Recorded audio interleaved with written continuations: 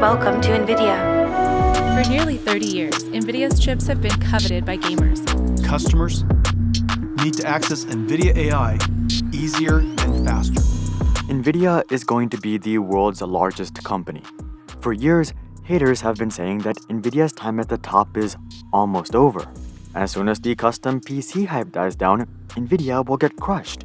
As soon as the Bitcoin mining craze ends, Nvidia will get decimated. As soon as the supply chain nightmare ends, Nvidia will be annihilated.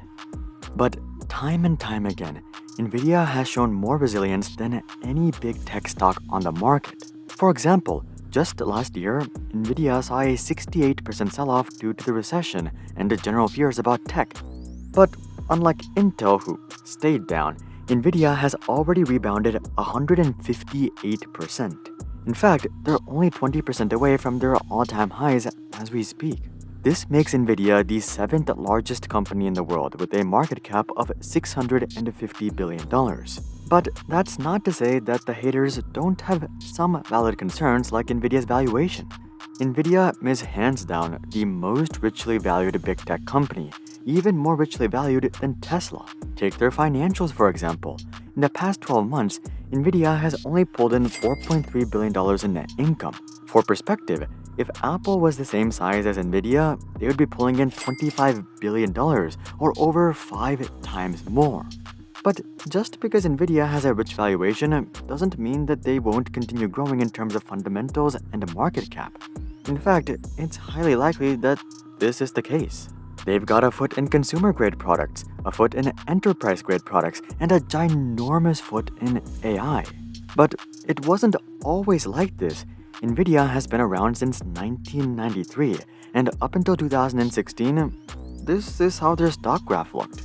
So here's how Nvidia went from being a no-name background company to being the world's largest semiconductor company all within a matter of 7 years, and why all of this is just the beginning. Taking a look back, Nvidia's exponential run can be traced back to early to mid-2016. At the time, Nvidia primarily served a niche market of gamers. They had a decent presence in enterprise. Their most notable client was likely Tesla. If you didn't know, it was Nvidia's GPUs that were initially powering Tesla's autonomous futures. But Tesla itself wasn't exactly a big company. In fact, they were simply fighting for their own survival, and they were actually the most shorted stock of all time. So really, Nvidia's main business was selling GPUs to gamers, but all of this would change with Bitcoin's bull run. You might be asking, what does Bitcoin have to do with the GPUs? Well, the answer is actually everything. The way that Bitcoins become available on the market is through a computationally intense process called mining. And it turns out that Nvidia GPUs are often the most cost-effective way to mine various cryptocurrencies. Since then, many of the top cryptos have actually become too computationally intense for Nvidia GPUs to handle, or they've switched to a proof-of-stake model, which eliminates the need for GPUs. But despite this, the vast majority of the most profitable GPUs are still from Nvidia. So you can imagine how lucrative this was back in the day. Miners would go out and buy dozens, hundreds, thousands of GPUs each. As you would imagine, this led to an extraordinary amount of demand, and it wasn't long until Nvidia's supply started running out, leading to GPU prices skyrocketing. Nvidia's GPUs were regularly selling for 50 to 100% more on the secondary market, and Nvidia actually got a bunch of flack from the gaming community. Many of them felt that Nvidia was selling into this fad instead of supporting their main demographic. They felt that Nvidia should be implementing quantity limits and nerfing the mining power of their cards to ensure that gamers could still get GPUs for MSRP. But this didn't exactly happen. Nvidia very much played into the mining craze and let the miners establish a new normal price for GPUs. This did lead to a mini movement against Nvidia where a bunch of gamers switched to AMD. AMD was crushing it against Intel with their Ryzen series, so many gamers were hopeful that they would also be able to take on Nvidia, but this never really materialized. While AMD has been able to hold their own against Nvidia, Nvidia is still very much the GPU king. But it wasn't all good news for Nvidia back in 2018. Bitcoin's price would peak out at the end of 2017, and it would dramatically crash 83% right after. This took out much of the appeal of crypto mining, and it didn't take long for miners to leave the scene. For gamers, this was Nvidia's judgment day. They had to pay the price for siding with miners instead of gamers, and I guess they did pay some price. Once the mining craze died down, Nvidia stock would drop 57%. But with that being said, the mining boom allowed Nvidia to grow 11x in the prior 18 months, so I don't think they were exactly sad. If anything, they were optimistic, as they were determined to make the price increases due to mining permanent. Everyone was expecting for GPU prices to plummet as soon as the miners left, but Nvidia had a different idea. You see, just as the mining craze was dying down, Nvidia would come out with the 2000 series of GPUs. Let's just say, it was substantially more expensive, especially when it came to high-end cards. The GTX 1080, for example, launched for $600. The RTX 2080, though, came in at $700 to $800. The real difference was in the Ti series, though. The GTX 1080 Ti launched for $700. The RTX 2080 Ti, however, came in at $1,000 to $1,100, or 50% more. Nvidia's justification for these price increases were that they added ray tracing technology, which is a notable upgrade. But it didn't exactly warrant a price hike, and the proof can be seen in Nvidia's financials. Between 2016 and 2018, Nvidia's net margin would nearly triple, from 13% to 37%. Clearly, the cost difference to add RTX was going straight to Nvidia's bottom line, but gamers were still hopeful. They were optimistic that Nvidia would realize that these prices were unaffordable for most gamers, and that they would eventually decrease prices. But Nvidia would stubbornly hold on, and gamers would eventually compromise.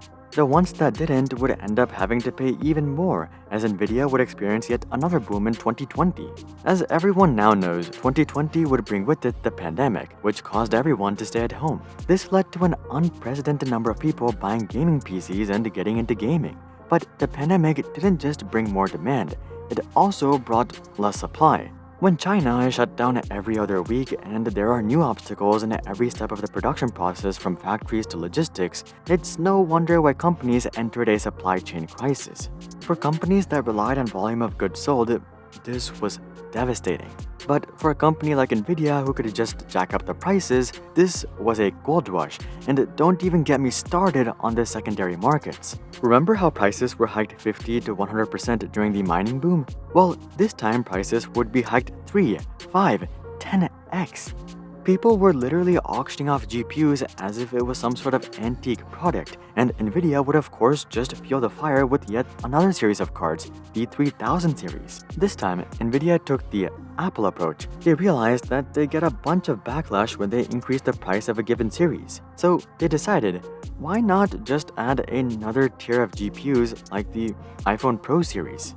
And with that, we saw the launch of the RTX 3090 for $1,500 and the RTX 3090 Ti for $2,000. But it didn't stop right there either. If you're familiar with Bitcoin, you know that it usually follows a 4-year cycle, and it had already been 4 years since 2016. So yes, the miners were back, and this time Nvidia was ready for them. In early 2021, Nvidia would go ahead and nerf gaming GPUs with software so that they couldn't be used for mining. Instead, they would go ahead and launch mining-specific GPUs that cost $4,700. Originally, gamers were hoping that such a move would be beneficial for them, but now they were paying a ludicrous amount and miners were paying an even more ludicrous amount. If you thought gamers and miners were lucrative though, just wait till you hear what gold mine they tripped on next. It turns out that GPUs aren't just capable of making your games look better. They're also a requirement for machine learning and AI training. I'm sure you know about ChatGPT by now. ChatGPT was trained using a bunch of Nvidia GPUs called the H100. The H100 runs between $10,000 and $20,000 depending on what specs you get. We can call it $15,000 on average. This is obviously an unreasonable amount for you and me, but surely that's nothing for a company, right? Well, that would be the case until you realize that ChatGPT needed 10,000 of these suckers just for the initial training. If you haven't done the math yet, that's 150 million. Even accounting for a discount due to scale, we're talking about 100 million, and that was just for phase 1 of development for one project. given the success of ChatGPT, you can bet that every tech company and their mothers want a piece of the pie. The most notable example is probably Google Bard.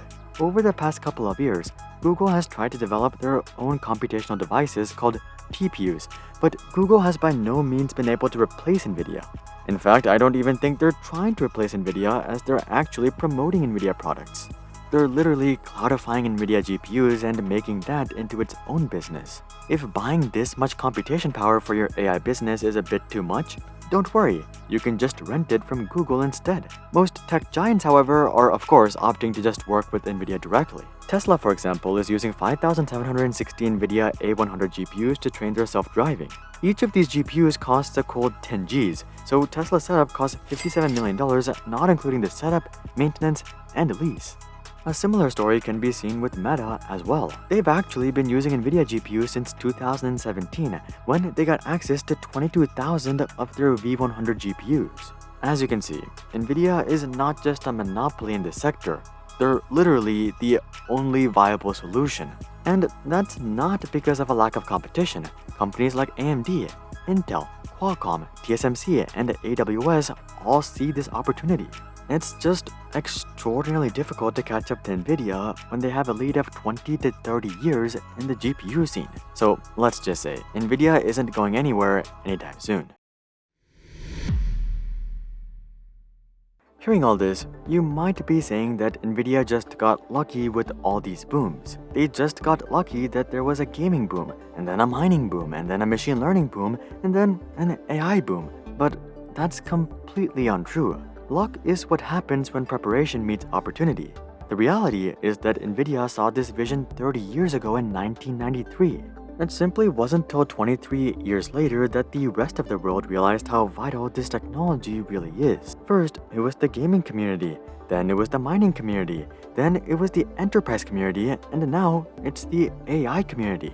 But these are by no means the last to realize the potential of GPUs. While it's unfortunate that it took so long for everyone else to get on the same page, this gave Nvidia an extraordinary amount of time to cement themselves as the undisputed king. And unlike Intel, who blundered their lead by stagnating, Nvidia is still innovating as fast as ever, which has made it impossible for anyone else to outdo them. Now, of course, all companies will eventually become like Intel, but that's not happening to Nvidia in the imminent future.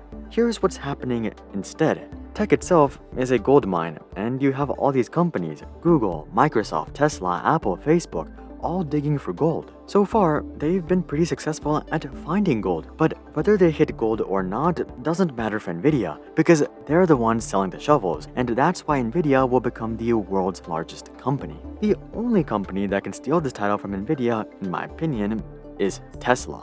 Do you agree? Comment that down below. Also, drop a like if you would like to see more tech case studies. And of course, consider checking out our Discord community to suggest future video ideas, and consider subscribing to see more questions logically answered. But until then, I'm Hari, and I'll see you guys on the next one.